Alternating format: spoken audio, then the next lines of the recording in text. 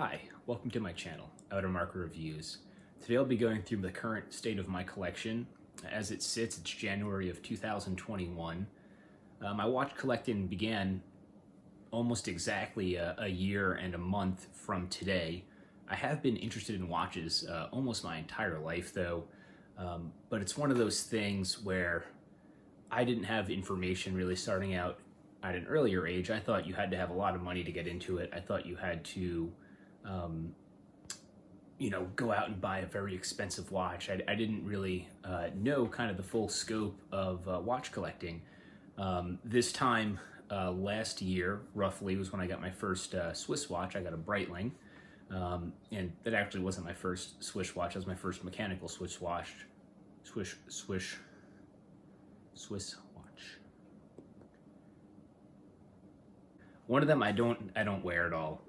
In fact, the battery died. It's a quartz watch. It was essentially my first, I don't know if you call it a real watch or a big boy watch, but there's some sentimental value to it. So that one I just have. I'll never sell it, but I probably will never really wear it again either. And then I have kind of the four that have been going through my rotation. I made a big swap back in... it would have been sometime around May.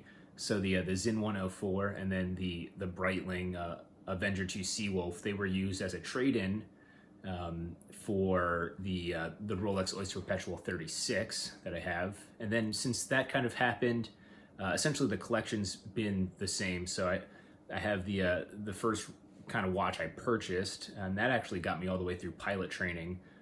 So for those of you who may be kind of newer to my channel, professionally I am an aviation. I'm a pilot, and that first watch was what I had all the way through military flight school. So there's a sentimental value behind that watch.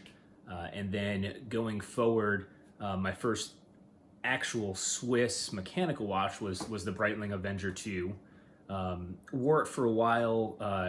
Kind of took it into field conditions. Enjoyed the watch, but it wasn't really for me in the long run. It was really well built. Like, I mean, thing's a tank, but I do have slightly smaller wrists. They're around 6 3/4 inches, which I think 17 centimeters. And that was just 45 millimeter case. I think it was around 18 millimeters thick. So it's just a little chunky to wear. And then I traded that in. I had the Sin 104. Enjoyed the watch, but after wearing it, and I'm sure probably everyone that's watching my videos has had this, you buy a watch, you wear it, and then after a couple of months you decide it's really not for you, or you see something you think you might like more and trade up, or trade in to that next watch. So from those two, I then ended up getting the Rolex, the Oyster Perpetual 36. I got the Omega Seamaster. The Seamaster is still my favorite watch. If I could only have one, it would definitely be the Seamaster. I actually swapped out the bracelet. I'll show a photo of that. I don't know how you say the strap that I put it on. It's a Zeelande. I'll just post a link, or I'll do something similar in somewhere over here, I guess, is what people usually do. But that's the one I put it on. And that's been fantastic. The bracelet was a little heavy, and as I mentioned, kind of can add some weird, I wouldn't say distortions to the feel, but the clasp is pretty thick, and it balances the watch, but it adds a lot of weight. So I noticed with the rubber band I put it on, or strap, I don't really lightweight, very comfortable too. And where I'm at here in South Florida, it's pretty hot weather, but then at night it can get cool. So your wrist sizes generally change, and you get a lot of flexibility. So the Seamaster on the rubber strap has definitely been my go-to. Wear it to the gym, wear it golfing, wear it to the beach. Don't worry about it. It's just been fantastic. Interestingly enough, though, when I actually was putting on this strap most recently, I dropped the watch face down onto some ceramic tiles, and the crystal was okay, but I haven't seen any information or anyone that's done this beforehand. So I'm not saying I'm the first, but I managed to crack the dial. There's a couple spider cracks, real thin slivers that you can actually see. not all the time, but if you get the light shining just in the incorrect way, or correct depending on how you look at it, you will see the crack in the dial. I don't think it's a huge deal. I reached out to Omega and talked to their repair specialist and their the watchmakers, that whole thing, and they kind of said just don't worry about it. Obviously, if you don't like the looks of it, send it in for repair, replace the dial. But for me personally, the watch has been through so much now. It's gone on, through my professional endeavors, and I'm getting, attached to the watch and to the character it's developing, the scratches, some might call it patina. But I think it adds to the story, and I'll probably eventually replace the dial down the line, but right now it doesn't bother me, and I think it's kind of cool, but yeah, it definitely, I cracked the ceramic dial on the Seamaster. It doesn't seem to degrade any of the watch. It doesn't mess up the movement. So that's probably just going to be how I wear it for a while. After the Seamaster, a couple months back, I was again doing one of my jobs for the military and walking around kind of the exchange they have overseas. I came across the Heuer chronograph. I have it on right now. It's on a beautiful blue strap from Mike Knapp leather with strap a watch. Just been wearing it, enjoying it. It's a fun watch. My first mechanical chronograph as well, so it's kind of got that little the check in the box. Good watch. Actually, I really am impressed with just how well it shines, kind of with the you can see just the polish work, the movement. It's just really been beautiful, particularly on this. It's a shell Cordovin leather, or horse hide, whatever you want to declare it, but it's just a beautiful strap. So the Rolex Oyster Perpetual 36. This is one of the Cerveza sickness purchases that I've made. Got this at a local retailer here in the Sarasota-ish area in Florida, and enjoying the watch. It's that nice hybrid between smart and sporty, very versatile. The steel dial, I'm not crazy in love with. I think I would probably prefer the white dial. Maybe I'll look into potentially swapping that out, but some of the things I do like about the steel dial that you definitely wouldn't get with a different color is its ability to pick up kind of the ambient lighting. For example, like with this blue denim jacket I'm wearing, if I was to look at the face of the OP36, it would actually pick up some of the blue, and it really adds a nice kind of dynamic change to the dial.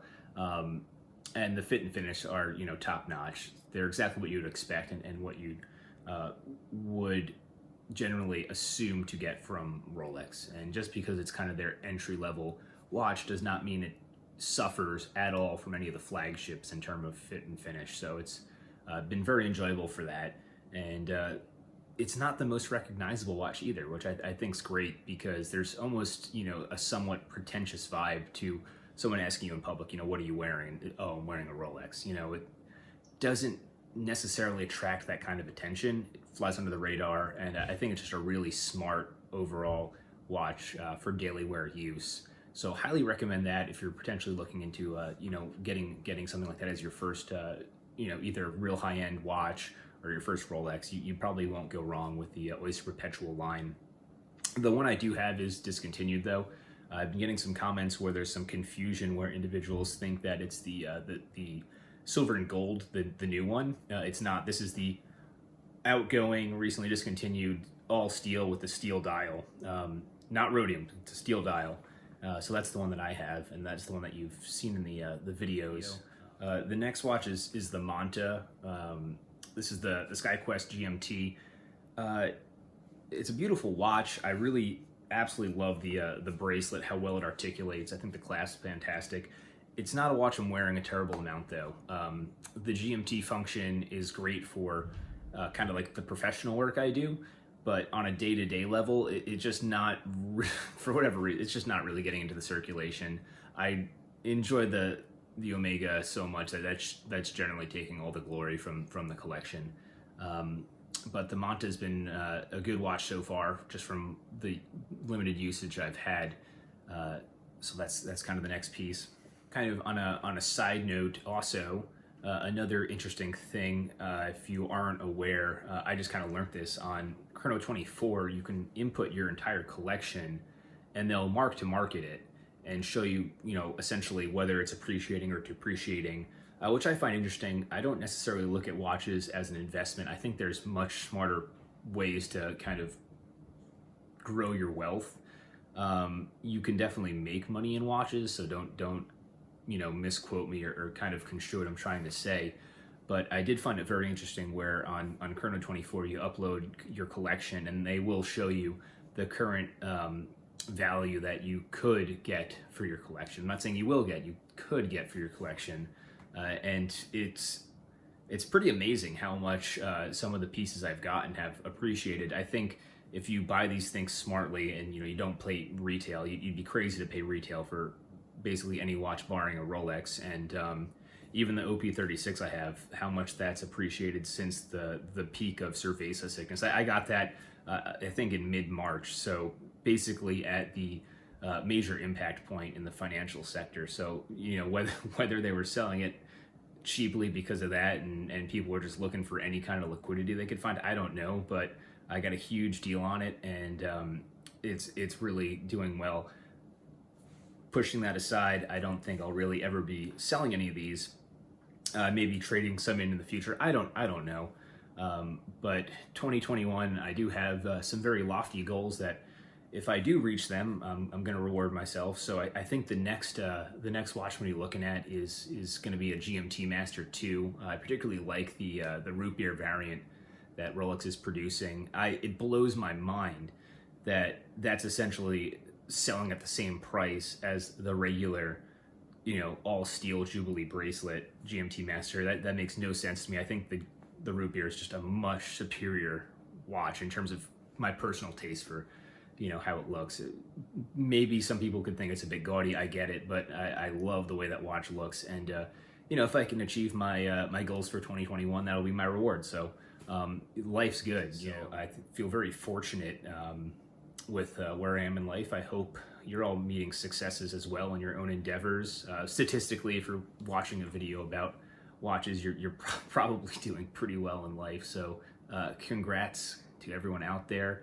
I hope everyone has had a fortunate couple of months. I really hope the future is going to be a little bit less crazy, and best wishes for 2021. Thanks. So long.